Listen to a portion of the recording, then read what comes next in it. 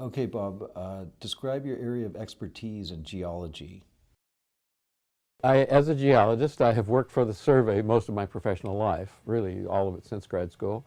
And my work has always involved volcanoes in one way or another, sometimes explicitly working directly on volcanoes, volcanology, or the geology of volcanoes.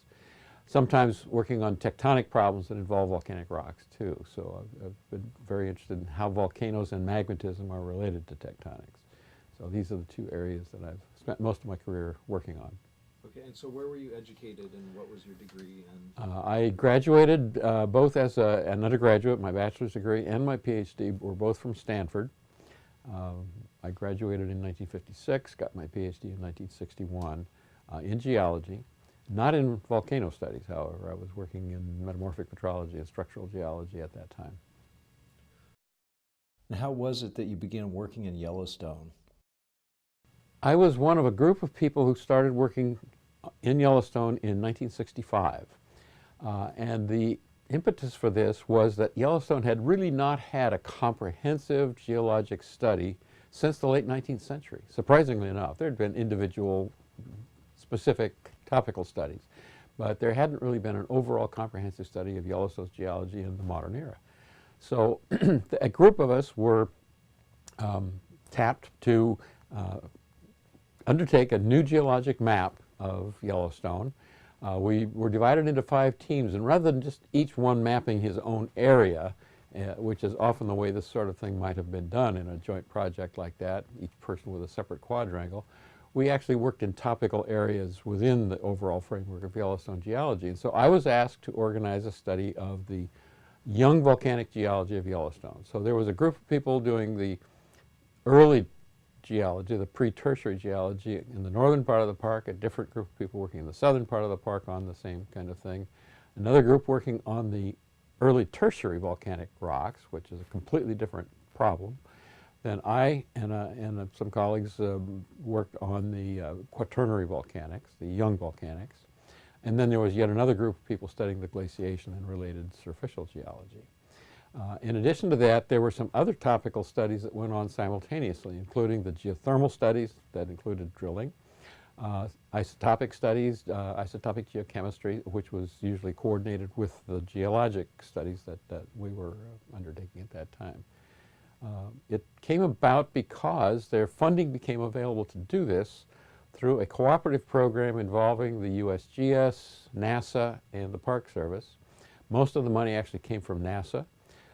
And their interest in it was they were at that time just developing a lot of the remote sensing instruments, which ultimately went into satellites and also into interplanetary probes. But they needed test areas where the geology was well known, where they could calibrate this instrumentation. So most of this was done with some of these instruments flying in aircraft. And then Yellowstone was one of several of these so-called ground truth areas, and that was the reason we got started on it at the time we did. Describe how you felt the first time you saw LiDAR of Yellowstone.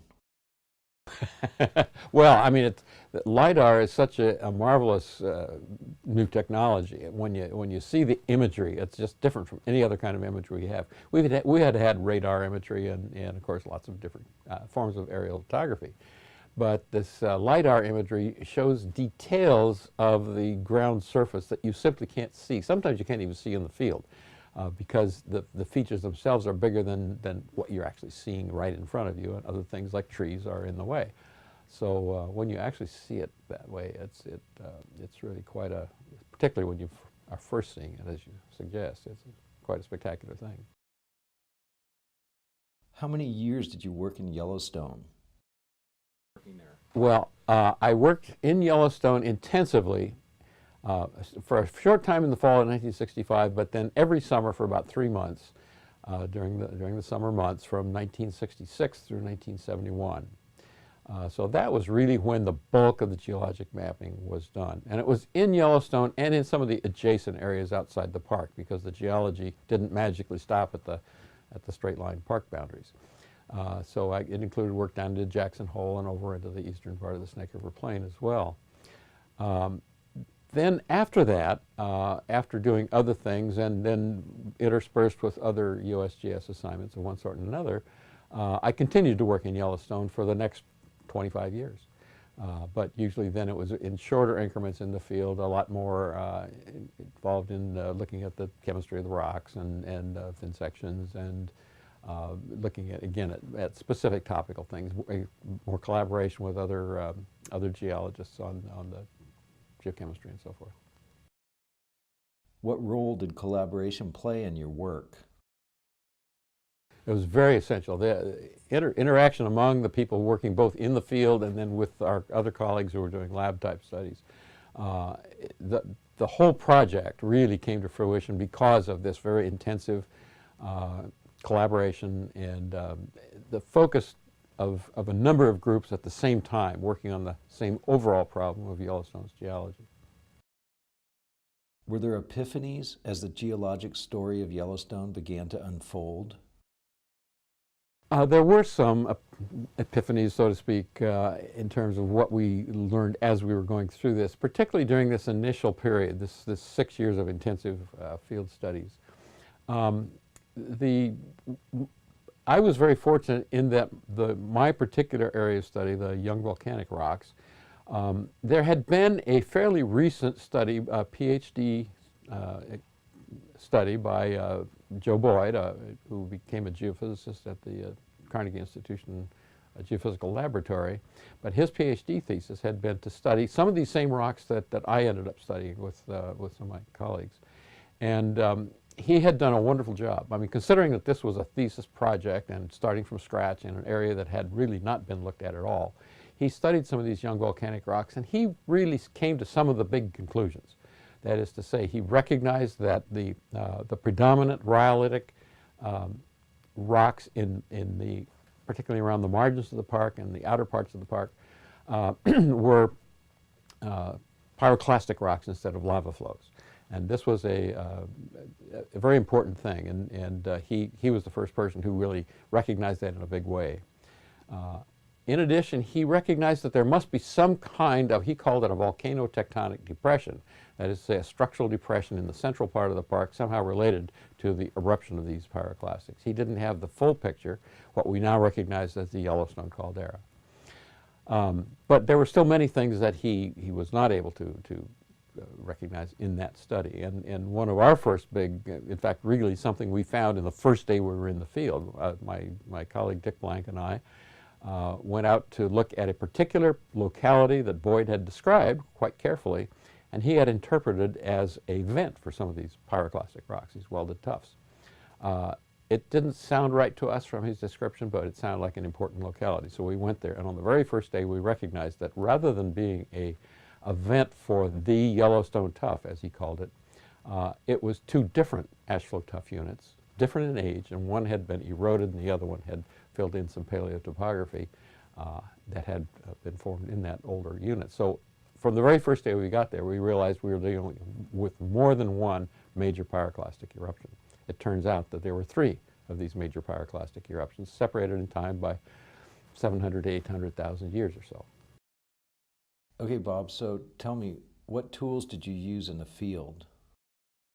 Describe Well, everything. yes, the tools I used in the work that I was doing, really was basic geologic mapping. The focus of the study was the volcanic geology, but the tool was really geologic mapping. So we used topographic maps, aerial photographs, Brunton compasses to measure various structural elements, rock hammers to collect samples, which of course were very important to us, which would later be either age determinations would be done on them or chemical analyses done on them, thin sections cut.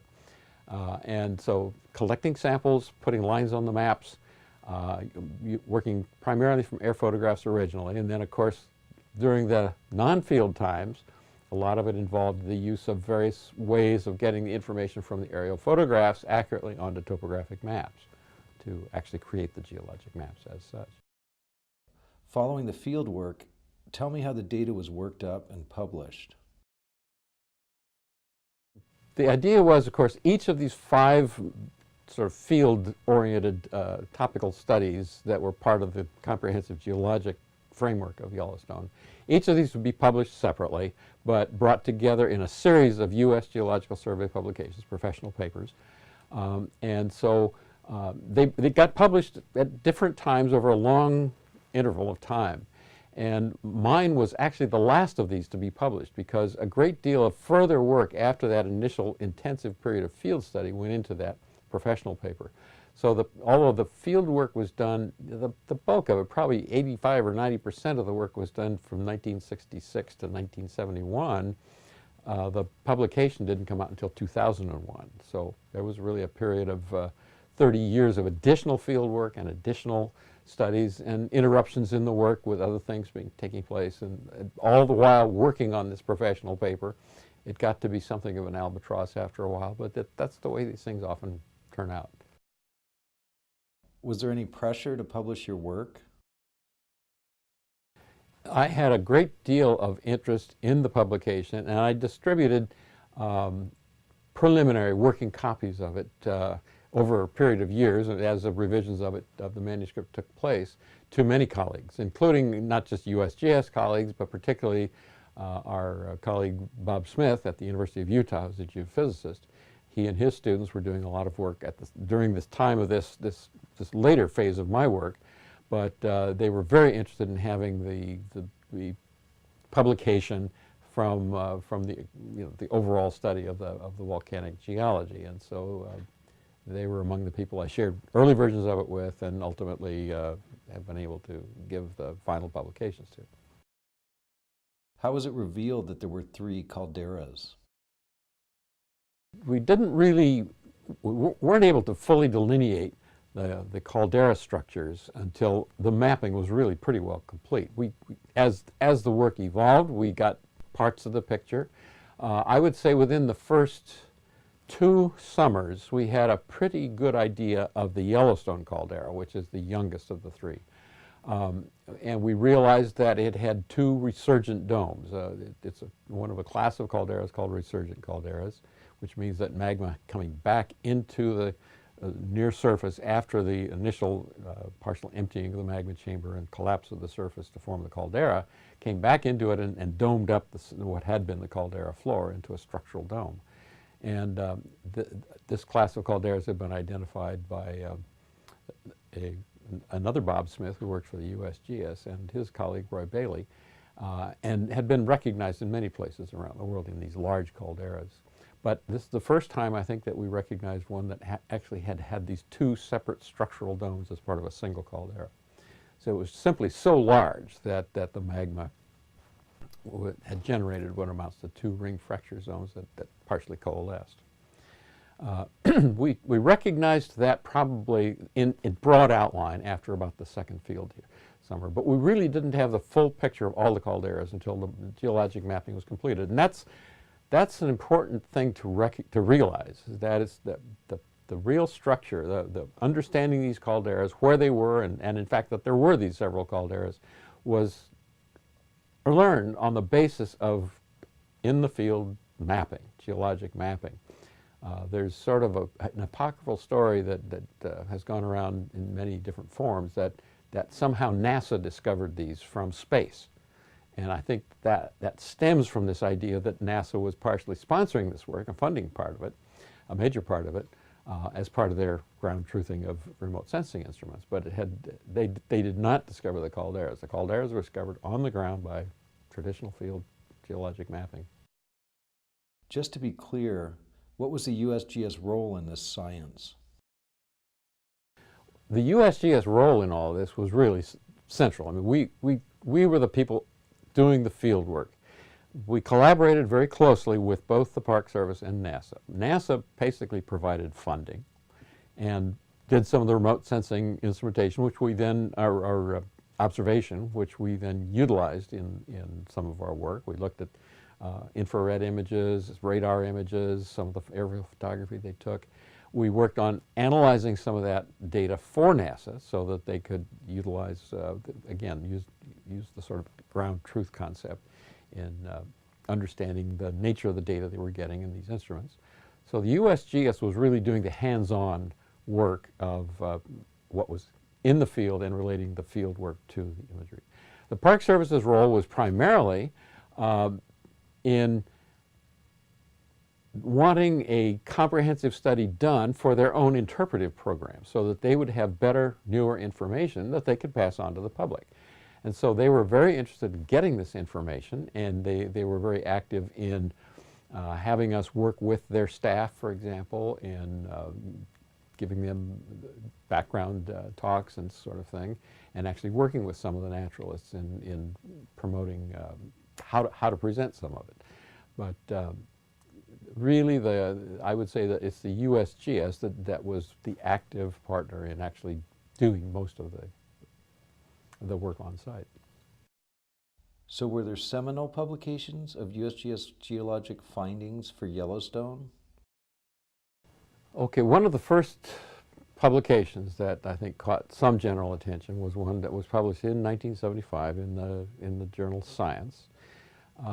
And it was an attempt to bring together what we had learned now on the basis of our initial period of fieldwork and understanding the general picture of the volcanic evolution of Yellowstone in the latest Cenozoic time, say in the last 2 million years roughly, and bringing that together with the geophysical data, which had also been acquired during the same period of time using some of the same sources of funding.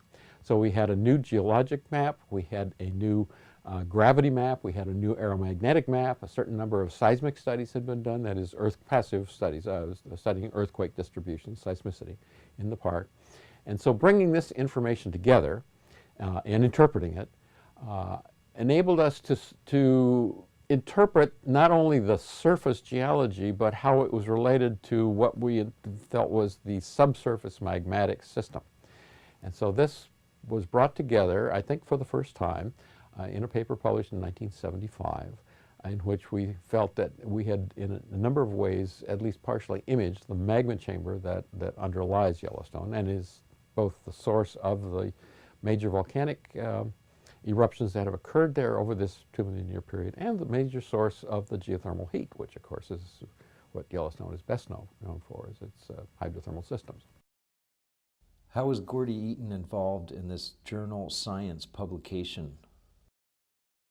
The person who actually brought this paper together, that is, gathered the various elements of the data, particularly the geophysical data, and worked with me then on the geologic interpretation of it, was Gordon Eaton. And at that time, Gordy was working in Reston for the USGS headquarters, and was, I think, a little frustrated by the fact that he wasn't able to do much field work. But when he started to see some of this geophysical data, particularly the gravity map that had just been compiled, he became really excited about it and recognized that the gravity map itself was showing a big subsurface system related to the Yellowstone Caldera.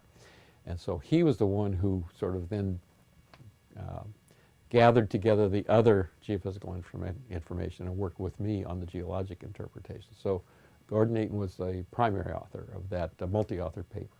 All USGS people, however, who were contributing to it. When did it become apparent that the caldera was inflating? Yeah, probably one of the most interesting additional pieces of data that came along after this period of time we've been describing with the early field work, more or less the completion of the initial geologic studies and doing the geophysical interpretations that helped understand the subsurface part of it. Bob Smith at the University of Utah was interested in seeing if we could look for signs of contemporary deformation in the Yellowstone caldera. He had recognized some of these indications, particularly in changes in lake levels in different parts of Yellowstone Lake, which is a very large lake. And because it's so large, and of course water tending to always seek a level, he felt that there was indications that the lake basin itself was being tilted. And because of this, the lake level was rising at one end of the lake and falling at the other end of the lake. And he was interested in seeing whether we could actually measure this by some direct means. So one of the things I did, at that time I was in an administrative position in the survey. I was the coordinator of the USGS geothermal program. I managed to get funding together to get the USGS topographic division involved in a re-leveling They had leveled the road network in the park. That is, surveyed it using level instruments which gave a series of elevations on all the roads in the park back in the 1920s, I think 24 and 25 if I remember correctly. And there had not been a re-leveling since that time. We felt that with as much deformation as there appeared to be based on these lake level changes, that there should be measurable changes in elevations in the park. So we finally got the funding together and got that survey done, and the data was provided to Bob Smith and his group at the University of Utah, and they in turn integrated all this material into a series of elevation changes, the map of elevation changes throughout the caldera, and demonstrated that in fact the caldera in the roughly 50-year period of time between these two surveys had come up about 2/3 of a meter, a couple of feet, and correspondingly less elsewhere, so that it was a dome-shaped uplift that had taken place during this 50 years. A rather spectacular amount of uplift, indicating that the magmatic system in some form was active. Either the magma was actually intruding the crust, or it was heating the hydrothermal system, causing it to expand and elevate the crust. Something was going on. Subsequent to that, there have been additional surveys which showed that in fact then after a period of continued uplift over the next decade or so, there then was a period of stability for about a year, and then there was subsidence. So we now know that the Yellowstone caldera is not simply going up, but it goes up and down in a sort of breathing motion apparently at times. Its overall deformation does seem to be an inflationary one, but it's not a steady sort of thing, and there are in fact periods of deflation. How does the Yellowstone story fit in with things like the Columbia River flood basalts to the west? Yellowstone, we now understand, is the contemporary expression of a system that has been active in the Earth's uppermost layers, in the upper mantle and lower crust, that has been active, magmatically active, over a period of at least about 17 million years. The earliest expression of this appears to have been related to the vast outpouring of basaltic magmas in the form of big basalt lava flows that covered the Columbia River Plateau. Most of them erupted from the eastern part of the plateau in the northern Rocky Mountains of eastern Idaho and western Idaho and eastern Washington, but flowed across the Snake River, the Columbia River Plateau, essentially filled the plateau and spilled through the Columbia Gorge out to the coastal region along into the sea. So this vast outpouring of basalts over a very short period of time. Really, the biggest bulk of those came out during less than 1 million years, around 17 million years ago, roughly. That was the first expression of this, but then the later expressions have been more or less along a linear trend, which is now represented by the eastern Snake River Plain. Beginning in southwestern Idaho, about 14 or 15 million years ago, and continuing through southeastern Idaho, right up to the Idaho border and then into Wyoming. And as I say, the current expression of this so-called hot spot is the Yellowstone Plateau magmatic system. But we can find evidence that similar systems of mainly rhyolitic magmas but associated basalts of earlier ages form a chain of calderas now buried by younger basaltic lavas along the eastern Snake River Plain. So the origin of this so-called hot spot is a subject of great contemporary interest and some dispute in the geologic literature. What is the connection between the Grand Tetons and Yellowstone? Yellowstone, although it's actually in the Rocky Mountains, is really much more related to the Basin and Range Province than it is to what we typically think of as Rocky Mountain geology. Rocky Mountain geology, for the most part, goes back to what we call a laramide and earlier, which is the latest Mesozoic, let's say roughly 65 million years ago to something back even 70 million years and earlier. So that geology is sort of a framework, but the basin and range geology, which mostly is expressed in Nevada and western Utah and surrounding parts of Oregon and Idaho, actually encroaches into the central and northern Rocky Mountains. And Yellowstone is right where that impingement of the basin range tectonics, ongoing active tectonics, extensional faulting and spreading of the Earth's crust, intersects with some of these pre-existing structures. And so the Tetons are an expression, the Tetons as we see them now are an expression of this basin and range topography, which in turn is an expression of basin and range faulting, with the Jackson Hole being the downdropped block and the Tetons themselves being the uplifted block.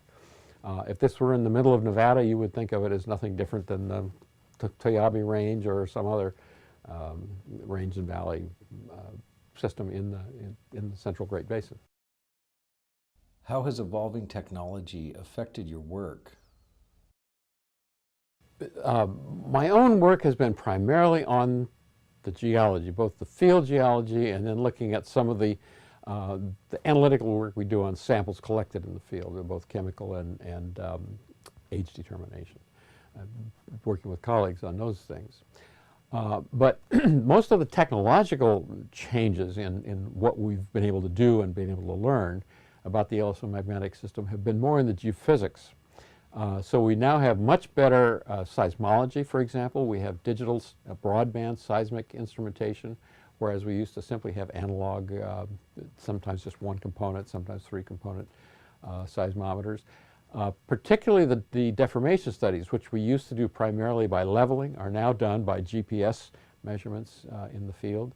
And a number of other additional developments, including things like using satellite photography, comparing different satellite images and getting interferograms, as they're called, which show the difference and changes in surface features, which again reflects some of this uplift and subsidence that we talked about in the Yellowstone caldera. How did you collaborate with your USGS colleagues during field work? Well, certainly one of the joys of that period of time, particularly in the mid to late 1960s, when we were working as a group of teams, really, in the field, we frequently got together, and even though we were working on different topical elements, there obviously are very strong interrelationships among them. And so we were working with the people and getting together both in a kind of in the field socialization kind of thing, as well as scientifically interacting with these other teams. In particular with the group of people studying the geothermal systems, the hydrothermal activity. Don White, Bob Fournier, Patrick Muffler, and Al Truesdell were the four people doing physical and geochemical studies of the hydrothermal systems during this period of time. And because that's so intimately related to the young volcanism that was my primary field of study, we spent a lot of time together and looking at each other's work and seeing how what each of us was learning separately helped the others to understand the framework of their own work. So it was a particularly good time, both scientifically and just in terms of good comradeship. Did you learn things from the drilling that clarified the caldera story?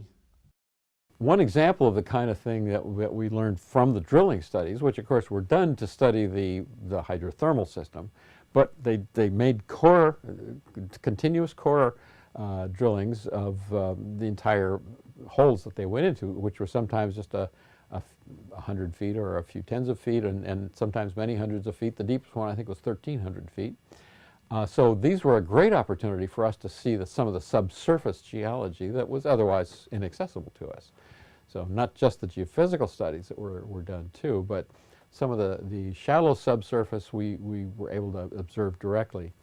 The most interesting aspect of this was a particular drill hole in the lower geyser basin, or the Midway Geyser Basin as it's called, in the western part of Yellowstone, where we had interpreted that there was a resurgent dome in the western part of the caldera, but could only see the young rocks that had covered the original caldera floor being uplifted. We were able to interpret the fact that there were actually two episodes of uplift, one very close to the time of subsidence. Caldera subsidence occurred, and very shortly afterwards there was inflation to form the resurgent dome. on the basis of a drill cord that was put down there which showed that there was in fact Lava Creek tuff, the 600,000-year-old tuff, present within 10 meters of the surface, within about 30 feet or so of the surface, which was not to be seen at the surface anywhere. We had expected it would be there, but to actually have it and to get samples of it and be able to know which unit it was and so forth was a particularly useful thing to us in interpreting the structure of the caldera. Did you encounter any wild animals during field work?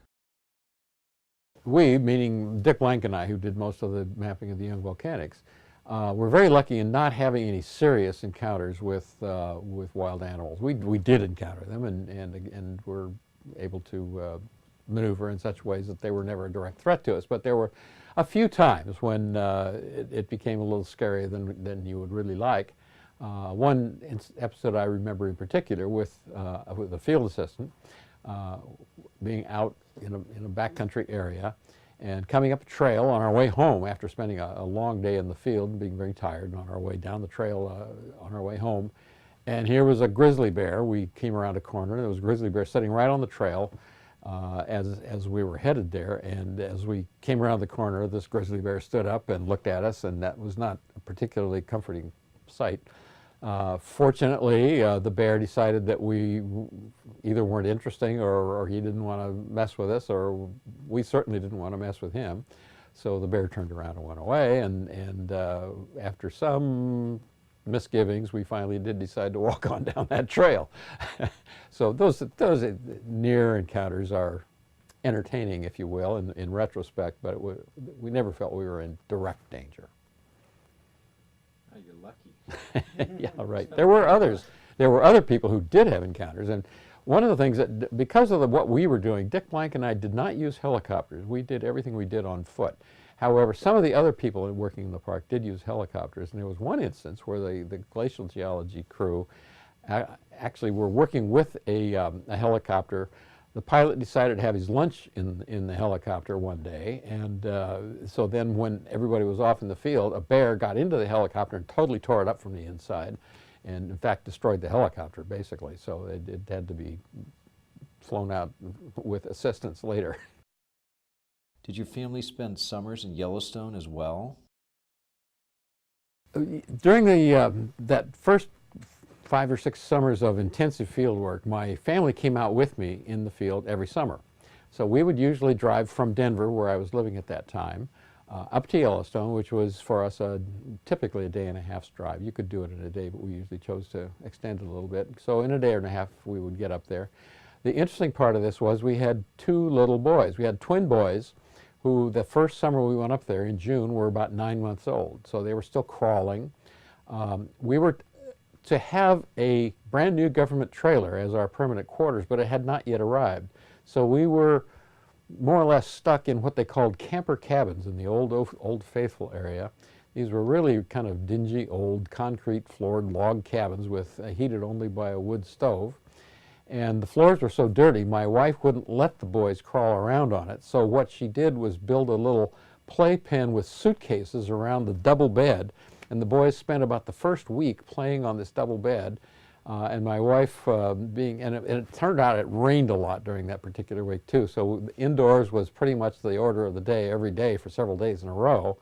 By the end of that week, my wife was somewhat near wit's end when our brand new house trailer finally arrived.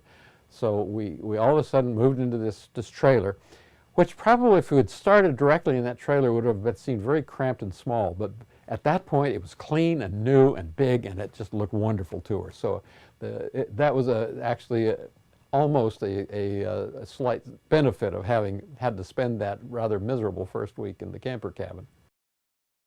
How old were your boys? The boys were 9 months old when we first went to Yellowstone. They had their first birthday in the park before we came home in September of that year.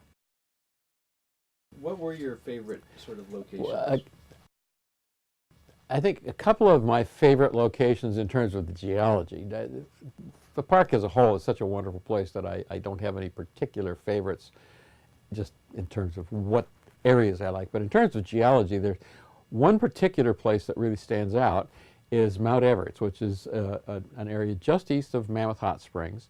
And this is the locality I referred to earlier where Joe Boyd had thought there was a vent for one of the welded tuffs, but where Dick Blank and I actually went on our first day there and found that in fact what it is a place where the base of the Huckleberry Ridge tuff, the 2-million-year-old tuff, is well exposed, sitting on gravels in a paleo valley.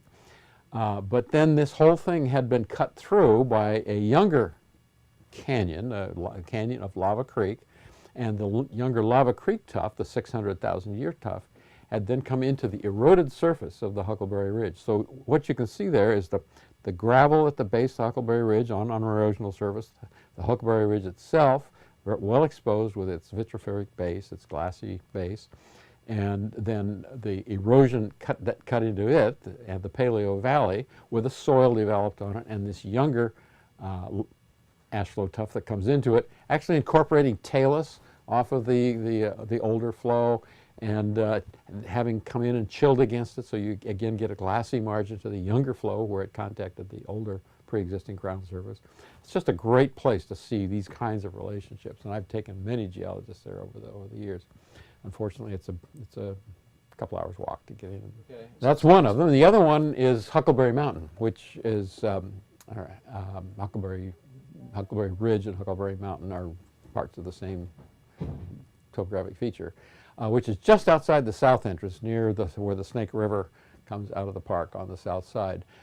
And again, it's a fairly steep hike up to it, but it's a spectacular exposure of the Huckleberry Ridge tuff, the 2-million-year-old tuff, which shows all three members, which were in place at slightly different times, but form a single cooling unit in that area. You see the contacts between them perfectly well exposed in what amounts to the head wall of a landslide that has sort of made a clean exposure of relationships that are ordinarily rather obscure and hard to see in the trees.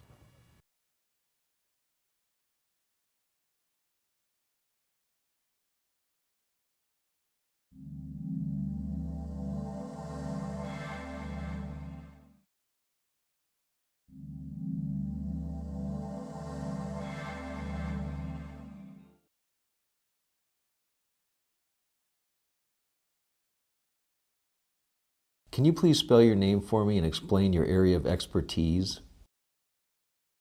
Okay, my name is Patrick Muffler, and the last name is Muffler, just like what's under a car. It's an old German name. We've traced it back to about 1730, and I'm not going to tell you what it means. I've worked for the Geological Survey since I was a freshman in college in 1955, and started full-time here in Menlo Park in January of 1962, where I was affiliated with the Alaskan Geology Branch and was working in Southeast Alaska with 3 other geologists. I had a congenital hip problem, and it got worse in Alaska, so I got out of that kind of Boy Scout work and was fortunate enough to stumble into hot spring work with my mentor, Donald E. White, whom you'll be hearing a lot about over the next day. We got started working on the Salton Sea geothermal system in Southern California, and then kind of out of the blue, NASA decided that they wanted to use Yellowstone as a ground truth site for a lot of their space exploration stuff. And they came to the Geological Survey and provided the Geological Survey with then what was a big hunk of money, and allowed a whole set of investigations to develop up there. Everything from regional geologic mapping down to very detailed studies of the hot spring areas. And Don got immediately involved in that. Bob Fournier had already worked in Yellowstone, consulting for the Park Service on Beryl Spring, and in doing silica solubility work with Dr. Morey in Washington. And Bob and Don were kind of the nucleus and the leaders of our group in Yellowstone. And then Alfred Truesdell and I were the junior people up there trying to find out what we could do that hadn't already been done by these geothermal gods. So we had our first endeavor up there was mainly the first year in 1965, when we basically went up there, did some geologic mapping in the hot spring areas, looked around, got a feel for things, and of course it was based, what we did in '66, which was when the drilling campaign started, it was based on the wireline drilling that Don had done at Steamboat Springs in Nevada, which had been a very successful endeavor, looking at the physical properties in the upper part of hot spring systems. Well, our Yellowstone work was predicated upon that example. So we developed a 2-year diamond drilling program up there, which is really the cornerstone of the work that we did in Yellowstone. The cornerstone in the sense that it not only provided us with accurate temperature and pressure measurements in the upper part of the hot spring systems, but also provided us with drill core, looking at what the water had actually done to the rocks, and it provided us with fluid samples at controlled temperatures and pressures, and a whole raft of other collateral data that made the endeavor, I think, truly unique and a real tribute to Don White's vision in leading it and organizing it. Was there any resistance to scientific drilling in Yellowstone? I'm sure there must have been some. We had great support from the Park Service staff, particularly John Good, the chief naturalist. I don't believe we ever had a written agreement with Yellowstone. I think it was just word of mouth. We had good support all around. There were all around. There were certain individuals, certain district rangers who in the park who clearly were had some reluctance, and most of it had to do with surface scars. And this was particularly the case at the drill hole we drilled at Sulphur Cauldron, which was a really rainy spring. We got the drill rig stuck in the mud. We got the flatbed truck stuck in the mud over at the next drill hole. We had to winch him out, and it left a heck of a mess. And that upset at least one ranger. But in terms of significant controversy, I don't recall any whatsoever. Now, obviously, right now, if we were to go in and do that sort of drilling project in Yellowstone, writing the environmental impact statement would be a century-long process if it ever happened. Mm-hmm. I think we were just under everybody's radar screen at that time. Why was NASA interested in Yellowstone? I don't remember the details of their analysis, but fundamentally it was just they were using Yellowstone as an example of what they might find on some other planet at that time. And so they said, okay, we're going to look at it from space, see what we can see from space, and then look at it on the ground and compare the two and see how these two images, if you will, merge. What was the principal focus of your research?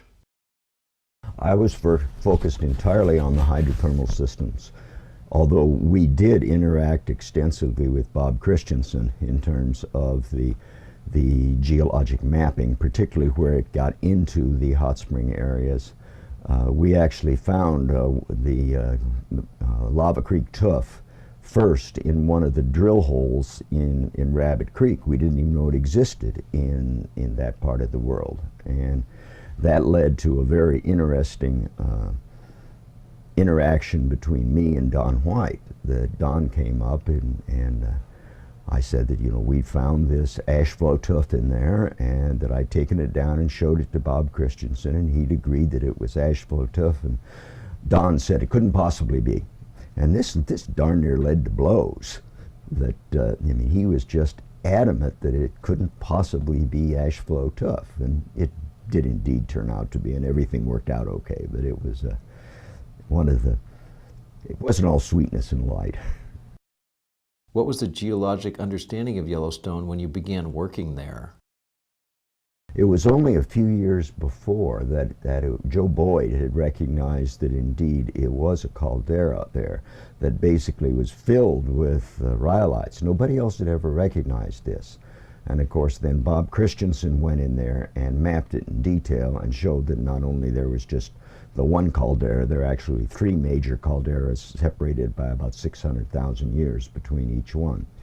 So our geologic knowledge of it was really predicated on the work of very early surveys that had been done. The Hayden survey, a lot of work that Allen and Day did on hot spring work. But the first really modern geologic studies were Joe Boyd's and then Bob Christensen and his colleagues.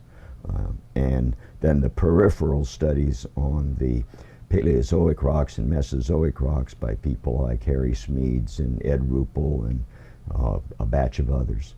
And then at the same time, we had a group looking very carefully at the glacial history of that, led by Jerry Richmond with Ken Pierce and Harry Waldrop on it. So it was quite a diverse group of USGS scientists who were involved. I haven't mentioned all of them by any means, and we were fortunate in being very well supported by the management of the Geological Survey at that time. This mega project got exceptionally good support all the way up the line. A real critical person was a branch chief by the name of Art Campbell in Denver, whom we didn't work for, but was clearly a instrumental person in making the work of people like Christensen and Ruppel and Smeads possible. Describe working with your colleagues on Yellowstone topics. Well, we had a lot of visitors up there. We had people coming through all the time. And in fact, as I go back through my field notes, I'm amazed at some of the people that I actually showed around up there that I had completely and totally forgotten. We had a lot of interaction, not only among the four of us, but we'd get down and stop in and see Bob Christensen every time we could. He's always been kind of a geological god to me, so it was always fun to go down and see him. And there was not a formal network, but you just made every opportunity you could to talk to people. You didn't use the phone that much. A lot of letters. Back then, it's amazing how communication and interaction was indeed by typewritten letter. Tell the story of the Lava Creek Tough and your mentor, Don White.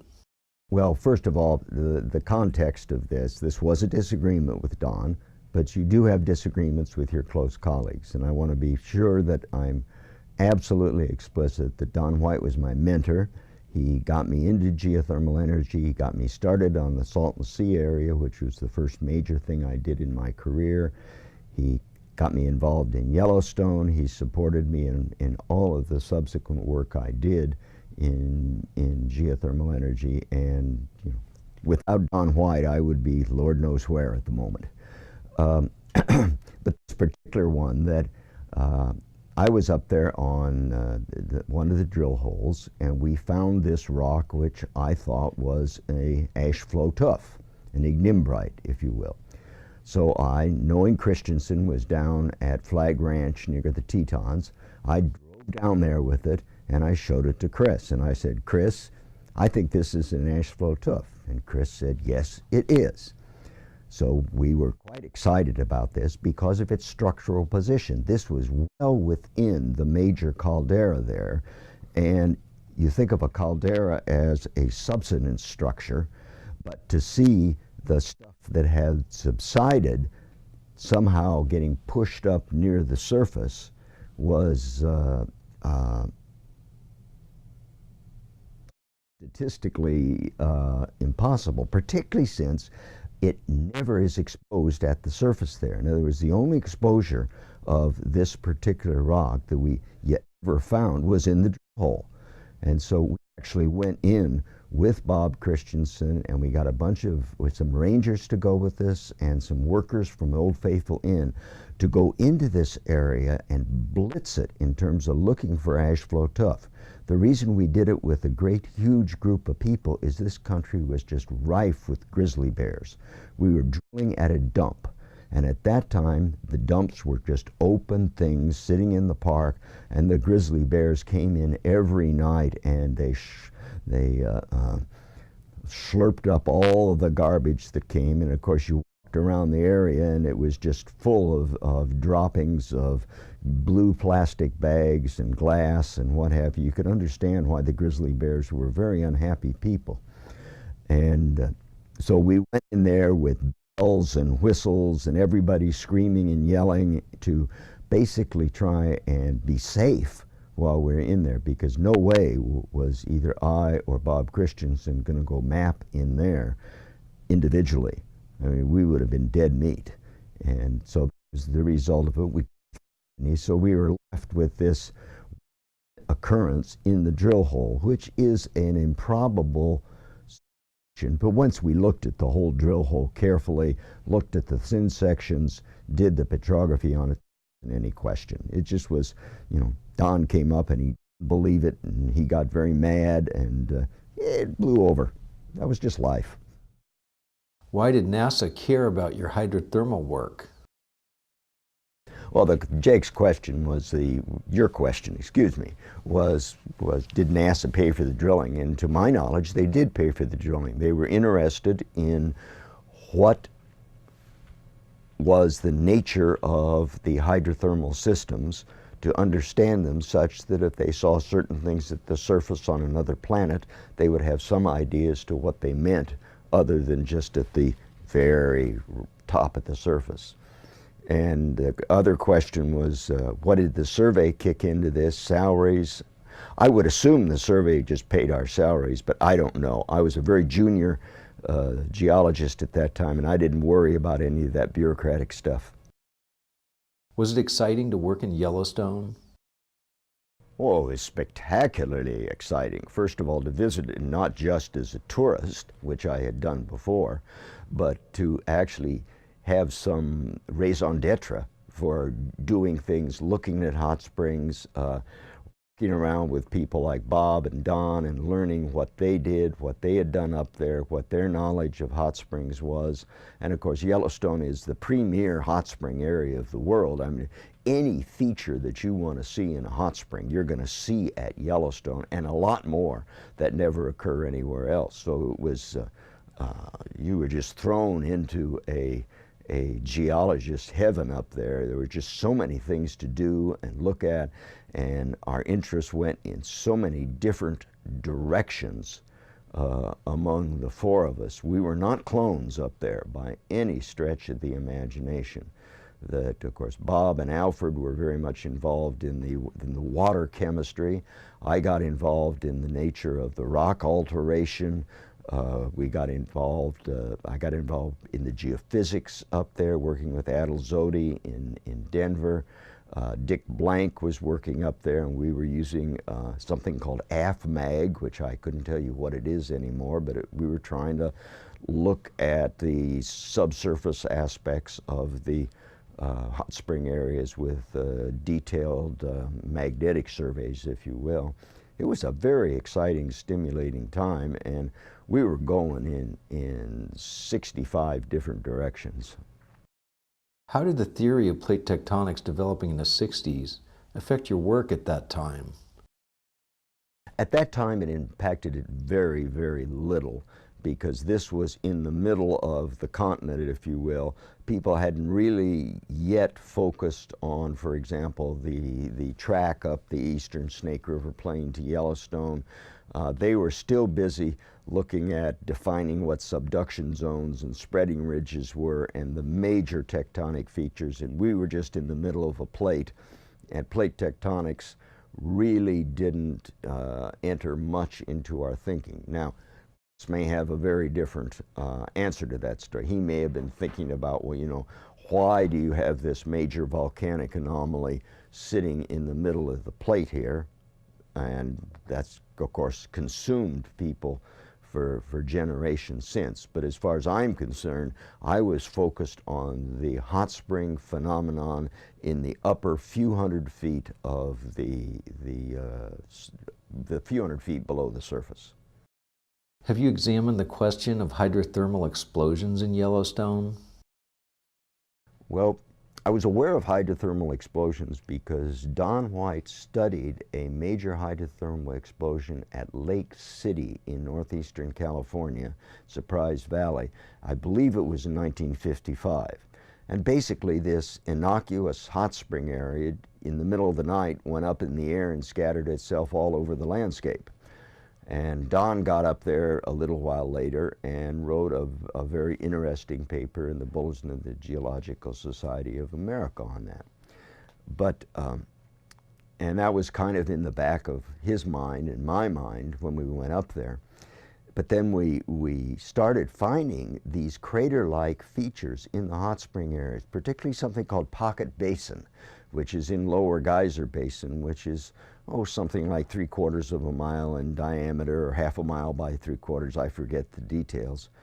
And it turned out, to make a long story short, that this turned out to be the classic hydrothermal explosion feature. Hydrothermal explosion feature meaning that the upper part of a hot spring system that is everywhere at the boiling point becomes unstable for a variety of different reasons and basically explodes.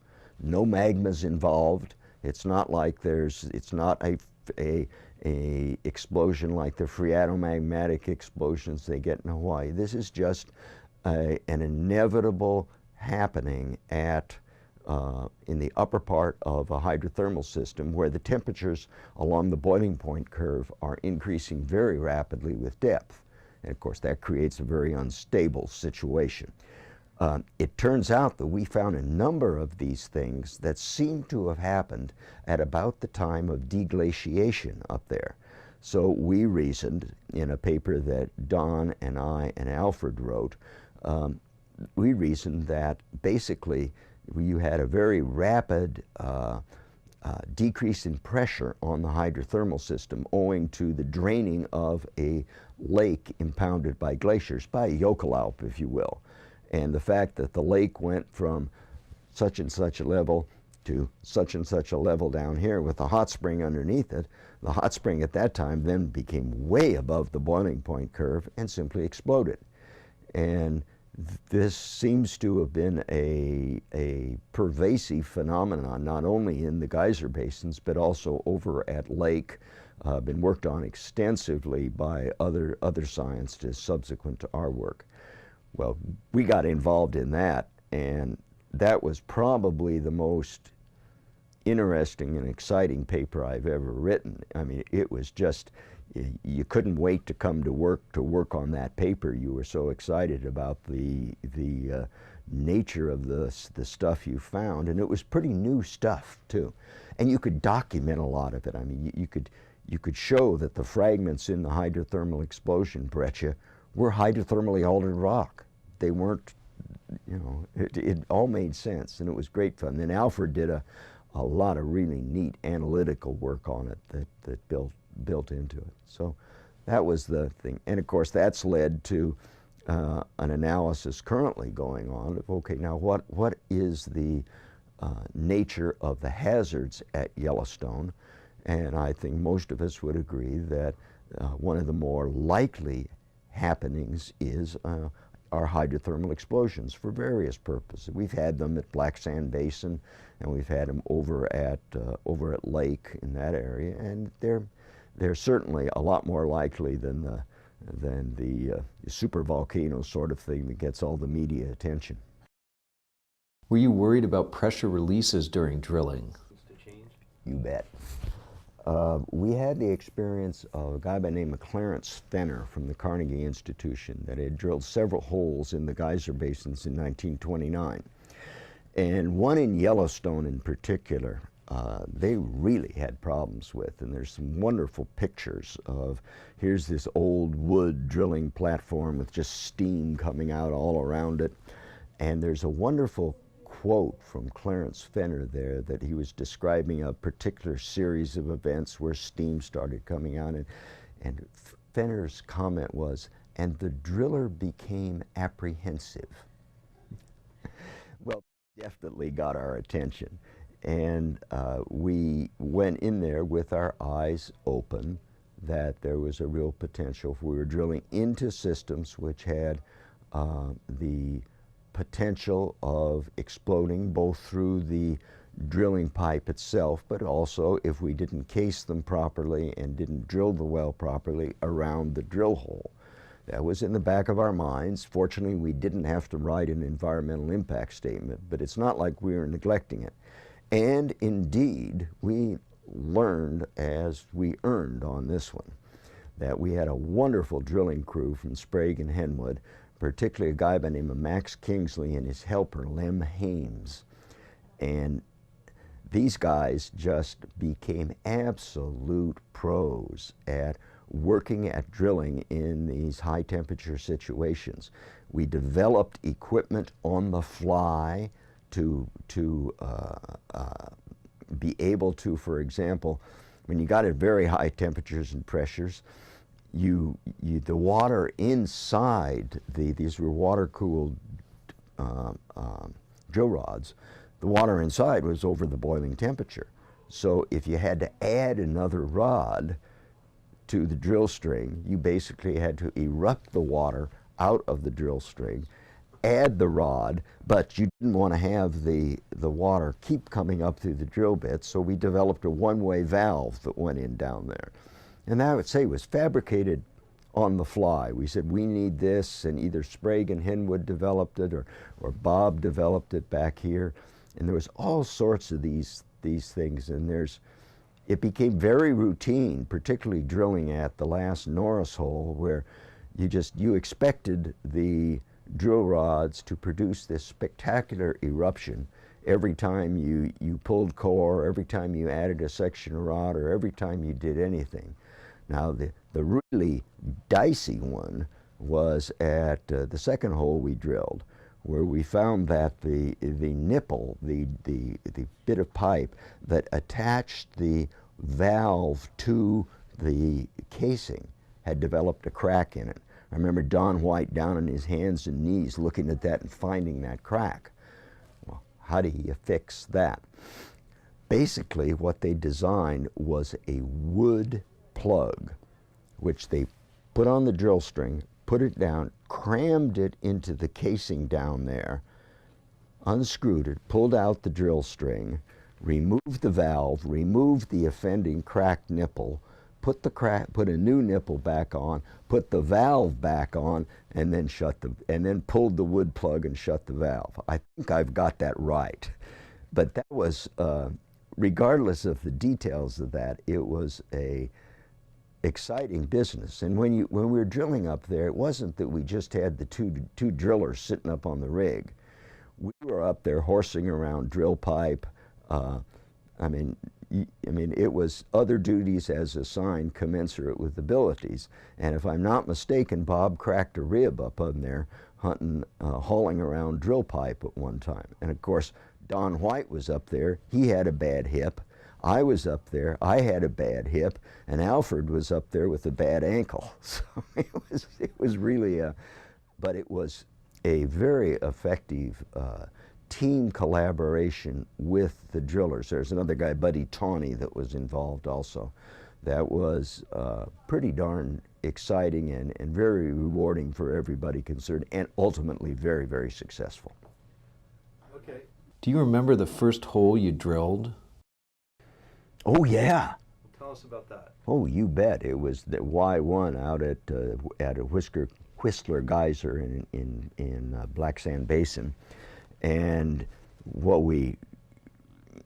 I remember drilling it, and I remember it was the first one where we were in high temperatures, and we learned a lot, and it was successful. And we set up a water stage recorder on Whistle Geyser, which is right next to it. We were able to demonstrate the effect of the drilling on the geyser, and it was a good scientific project. I remember it in great part because it was very snowy. This was in April, of 1967, and I have a wonderful picture of the phone booth at Old Faithful with the snow level about 5 feet above the top of the phone booth. And I remember calling my wife from there and she telling me that she had bought a house. Why drill in April? Well, because the places that were very exposed to tourists, you wanted to drill in the very early spring or the late fall, to the extent weather would allow you. The last thing you wanted to do was to be drilling at Whistle Geyser or Black Sand Basin in the middle of summer. It just would not have worked. And even then, you still had a lot of interaction with tourists where we were drilling in the parking lot at Norris Geyser Basin, and virtually one of us at all times was talking to somebody who had stopped and wanted to know what we were doing. It was an inevitable distraction of resources. Did you look for magmatic evidence in the drill materials? No, not the drilled materials, but in the materials that were expelled from these craters. The craters were obvious. The question was, were they related to a magmatic event, or were they strictly the explosion of the upper part of a hydrothermal system? And the default explanation would be magma. So we looked very, very carefully for any evidence of this and found none. And most people were not aware of the fact that boiling at the surface at Yellowstone was, say, about 91 degrees Celsius. But the boiling temperature increases very, very quickly with depth along the boiling point curve. And that provides a mechanism for explosion, which most people, other than people like Bob Fournier, were simply not aware of. In fact, I probably got that idea from Bob and Don. They were fully aware of the importance of the boiling point curve in the upper part of hydrothermal systems. And it was just a step from that to visualize that as a mechanism for this explosion. And in fact, if you went back, you probably find it's inherent in half a dozen papers Don White wrote. They're very, very new things. There's one little vignette about new things that Alfred and I were so excited about, the fact that we found that these big flats in Lower Geyser Basin were actually not alluvium, as some of our colleagues had mapped 10 or 15 years before, but were actually nothing but diatoms. There were 10, 15, 18 feet of diatom mud. And we thought this was a wonderful discovery. Made sense, all the high silica water coming out, the diatoms love to live there, et cetera, et cetera, et cetera. And we had roughed out a paper we were going to write, and then I had the brains to go back and look at the literature and found out that Harvey Walter Weed had actually published that in 1868 or 1886 or something like that. There's very little that's new under the sun. So the diatoms were in the hydrothermal system, or were they in No. type setting? The waters coming out of the hydrothermal systems, when they went over the silica terraces, they evaporated, if you will, or deposited the hard silica that makes up the geyser cones in the silica terraces. But then as the water cools, it drifts down into these broad flats. They're called fountain flats in this particular case. And the diatoms love high silica water. The water's nice and cold by the time it gets there. It's an absolutely ideal environment for diatoms to flourish. And they do. Were there any epiphanies in studying Yellowstone? Well, the light bulb obviously went off with all of us with respect to the hydrothermal explosion features. I remember a rather unimportant time when the light bulb went off for me, that we were talking about, what were going to be the dangers when we moved on to drilling at Norris, because we were all concerned about drilling at Norris because that's where Fenner had all the problems. So I was staying in a cabin at Old Faithful, and I just reading Fenner's stuff in great detail, and I finally tumbled to some of the temperatures and pressures that he'd recorded. And I went charging over to Don's cabin and said, "Don, do you realize what Fenner's data shows here?" He says, "Yes." Like, you know, okay, you finally figured it out, kid. So there was lots of epiphanies of, if you will, greater or lesser. One of the real epiphanies that developed through the whole thing that Bob will talk about is how he and Alfred were able to develop these number of techniques to look at the chemical composition of waters and predict what the reservoir temperature was at depth. Overall, that was a not so much an epiphany as a development of knowledge that had tremendous impact in the whole geothermal industry. Describe some of the hydrothermal work. We were drilling in the very shallow areas of geothermal systems. We were not drilling at commercial geothermal depths, say 10,000 feet. But we were drilling at and seeing phenomenon that could be extrapolated to whatever depth you wanted. I mean, I guess what I would say is what really the product here was this professional paper that documented the temperature, pressure, depth relationships for these 13 drill holes in at least three different hydrothermal environments. You had the classic water systems of Upper Geyser Basin, you had the vapor-dominated system at Sulphur Cauldron, and then you had the calcium carbonate system at Mammoth. And they all gave very different results. But the thing that I would say illustrates the impact is we never got any static whatsoever on this professional paper. It was simply accepted as this is what it looks like in the upper part of high temperature hydrothermal systems, end of discussion.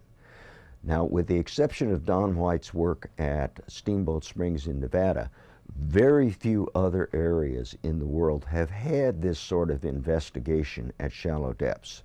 Most of the time, of course, in commercial drilling, you're trying to get through this shallow stuff just as fast as possible. You want to get down to 1,000 feet in case, thank you, and then drill on to where you're going to get your production depth. So this was and is, I believe, a unique data set that is comprehensively documented, and in particularly documented not only in terms of the physical parameters, particularly temperature and pressure, which are measured very systematically, but in terms of also studying the core that came out of the wells. That was studied extensively by me, by Terry Keith, by Keith Barger, and a variety of other people that came in and worked on specific aspects of it. And there was a other spin-off that came off of this, but the real core of our results is in that drilling professional paper, I think. Summarize the range of work that took place. Overall, this was a very comprehensive effort of the USGS with the financial support from NASA to develop a comprehensive understanding of Yellowstone National Park and vicinity. And it encompassed not only the study of the active processes, which we were involved in primarily, but worked back through the glacial history, through the volcanic history, through the early volcanic history of the Absaroka volcanoes, and then into the Paleozoic and Mesozoic stratigraphy and structure. It was an effort to look at this elephant from a variety of different sides and see what it really looked like. And that was the context that came to us from NASA. They obviously, although I never met any of the program managers there, they obviously looked at this from a very broad scientific perspective. They didn't have any preconceived answer that they wanted here. They were interested that if they had the opportunity to look at a Yellowstone on another planet, how would they interpret what they saw? And they were smart enough to know that they needed to do more than just look at the hot springs, that they needed to look at the whole Yellowstone phenomenon, if you will. Now, of course, this just spawned a tremendous amount of subsequent effort, much of which turned out to be geophysical. The geophysical work took off when we developed our geothermal research program in 1973, and we put a lot of money into Yellowstone as essentially a test bed. I mean, you try things where you know there is hot water before you try it in some area where you're just looking for it. And we tried a lot of geophysical techniques up there, some of which were successful, some of which were an absolute bust. And then pretty much at the same time, Bob Smith at the University of Utah, who had a long time interest in Yellowstone, got involved in that in terms of the seismology, in terms of the geodetic studies. We started finding out that the Yellowstone caldera is indeed a living and breathing thing that expands and collapses. Our colleague Dan Jurishin was very heavily involved in there, and there's a lot of continuing work. And then the whole question, when we go back to plate tectonics, is the fact that Yellowstone is at the head of this path of calderas that has come up the eastern Snake River Plain over the last 15 million years, with the head of it, if you will, being at Yellowstone right now. In fact, being in the eastern part of Yellowstone under the Sour Creek Dome. And Bob Smith has done a lot of work trying to look at the geophysical aspects of that part of Yellowstone, east of where I did any work at all, although Bob has been in there, trying to look for evidence of magma in there, that we may be having another eruption. I mean, it would be reasonable to say that if this melting anomaly has been marching up the eastern Snake River Plain for 15 million years, that we're not fortuitously here when it's stopping. In other words, the chances are it's going to keep migrating to the northeast, and the question is when. Now, this is not a scare tactic, as we all know that we've had 3 major caldera eruptions in Yellowstone separated by 600,000 years. So we're not saying, okay, next week there's going to be a caldera eruption. But I would be amazed over the next million years if something pretty big didn't happen up there. But that's over the next million years. How did this work draw attention to the hotspot path leading up to Yellowstone? This is one of the aspects that has evolved from the initial studies up there, that after the studies that Bob Christensen did at Yellowstone, people started realizing that yes, indeed, the Yellowstone was the youngest of a series of calderas that had migrated up the eastern Snake River Plain over the past 15 million years.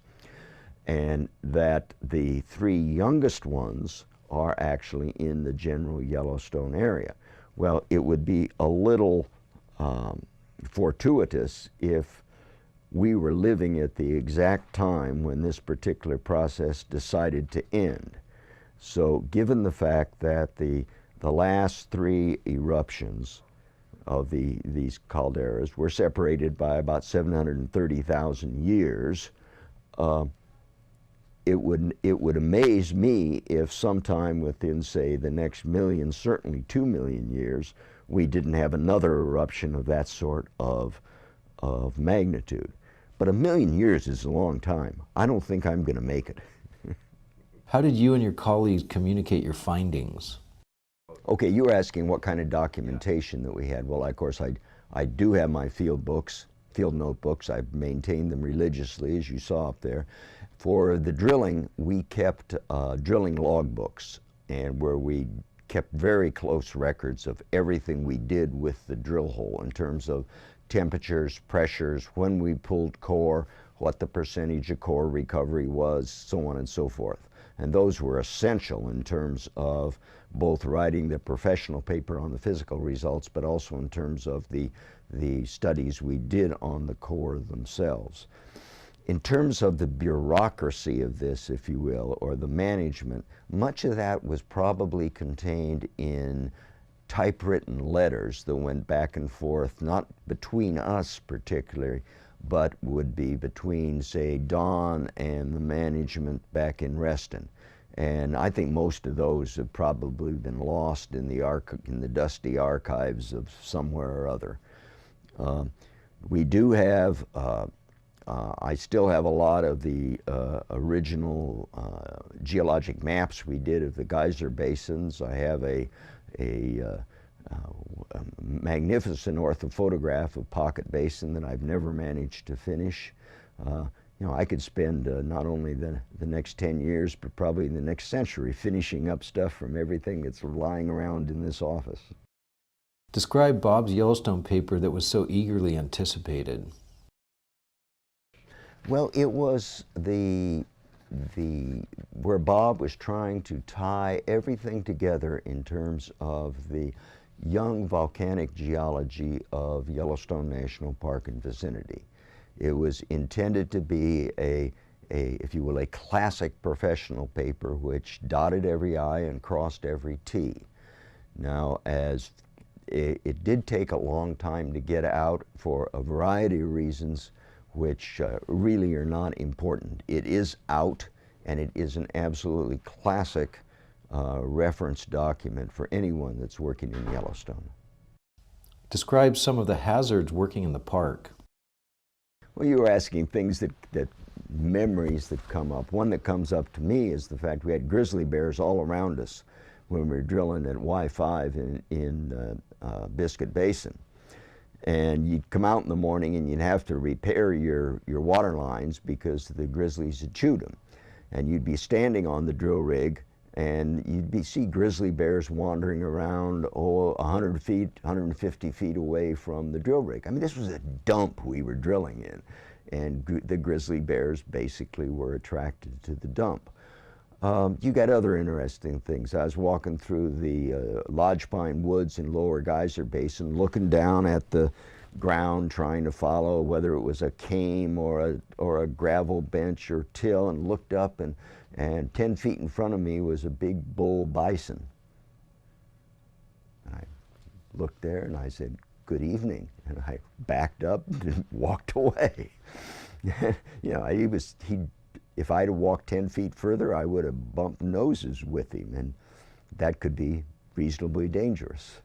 The only time we were really ever chased by any animals was in elk birthing season. And for a few days there, the female elk got very, very aggressive about protecting the newborn.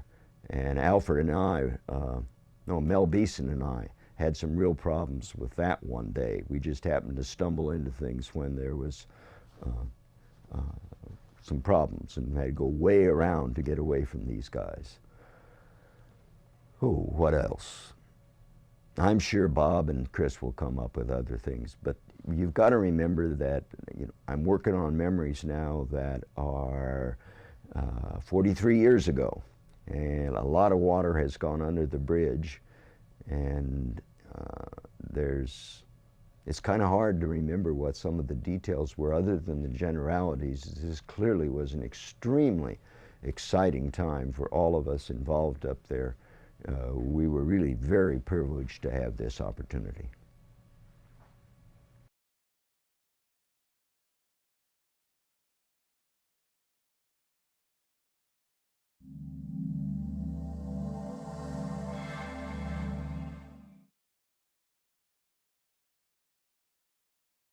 Is outside the park because the geology didn't magically stop at the straight line park boundaries.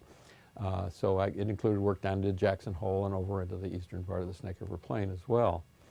Then after that, after doing other things and then interspersed with other USGS assignments of one sort and another, I continued to work in Yellowstone for the next 25 years. But usually then it was in shorter increments in the field, a lot more involved in looking at the chemistry of the rocks and thin sections, and looking at, again, at specific topical things, more collaboration with other geologists on the geochemistry and so forth. What role did collaboration play in your work? It was very essential. The interaction among the people working both in the field and then with our other colleagues who were doing lab type studies. The whole project really came to fruition because of this very intensive collaboration and the focus of a number of groups at the same time working on the same overall problem of Yellowstone's geology. Were there epiphanies as the geologic story of Yellowstone began to unfold? There were some epiphanies, so to speak, in terms of what we learned as we were going through this, particularly during this initial period, this 6 years of intensive field studies. I was very fortunate in that my particular area of study, the young volcanic rocks, are the remote sensing instruments, which ultimately went into satellites and also into interplanetary probes. But they needed test areas where the geology was well known, where they could calibrate this instrumentation. So most of this was done with some of these instruments flying in aircraft. And then Yellowstone was one of several of these so-called ground truth areas, and that was the reason we got started on it at the time we did. Describe how you felt the first time you saw LiDAR of Yellowstone. Well, I mean, LiDAR is such a marvelous new technology. When you see the imagery, it's just different from any other kind of imagery we have. We had radar imagery and of course lots of different forms of aerial photography. But this LiDAR imagery shows details of the ground surface that you simply can't see. Sometimes you can't even see in the field because the features themselves are bigger than what you're actually seeing right in front of you, and other things like trees are in the way. So when you actually see it that way, it's really quite particularly when you are first seeing it, as you suggest, it's quite a spectacular thing. How many years did you work in Yellowstone? Working there. Well, I worked in Yellowstone intensively for a short time in the fall of 1965, but then every summer for about 3 months during the summer months from 1966 through 1971. So that was really when the bulk of the geologic mapping was done. And it was in Yellowstone and in some of the adjacent areas.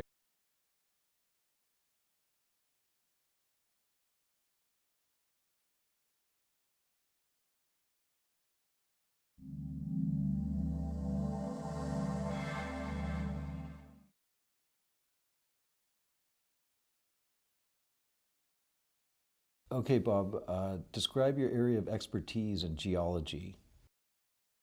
As a geologist, I have worked for the survey most of my professional life, really all of it since grad school. And my work has always involved volcanoes in one way or another, sometimes explicitly working directly on volcanoes, volcanology, or the geology of volcanoes. Sometimes working on tectonic problems that involve volcanic rocks too. So I've been very interested in how volcanoes and magmatism are related to tectonics. So these are the two areas that I've spent most of my career working on. Okay, and so where were you educated and what was your degree? And I graduated both as an undergraduate, my bachelor's degree and my PhD were both from Stanford. I graduated in 1956, got my PhD in 1961 in geology. Not in volcano studies, however. I was working in metamorphic petrology and structural geology at that time. And how was it that you began working in Yellowstone? I was one of a group of people who started working in Yellowstone in 1965. And the impetus for this was that Yellowstone had really not had a comprehensive geologic study since the late 19th century. Surprisingly enough, there had been individual specific topical study. There had been a fairly recent study, a PhD study by Joe Boyd, who became a geophysicist at the Carnegie Institution Geophysical Laboratory. But his PhD thesis had been to study some of these same rocks that I ended up studying with some of my colleagues. And he had done a wonderful job. I mean, considering that this was a thesis project and starting from scratch in an area that had really not been looked at all, he studied some of these young volcanic rocks and he really came to some of the big conclusions. That is to say, he recognized that the predominant rhyolitic rocks particularly around the margins of the park and the outer parts of the park, were pyroclastic rocks instead of lava flows. And this was a very important thing, and he was the first person who really recognized that in a big way. In addition, he recognized that there must be some kind of, he called it a volcano-tectonic depression, that is to say a structural depression in the central part of the park somehow related to the eruption of these pyroclastics. He didn't have the full picture, what we now recognize as the Yellowstone Caldera.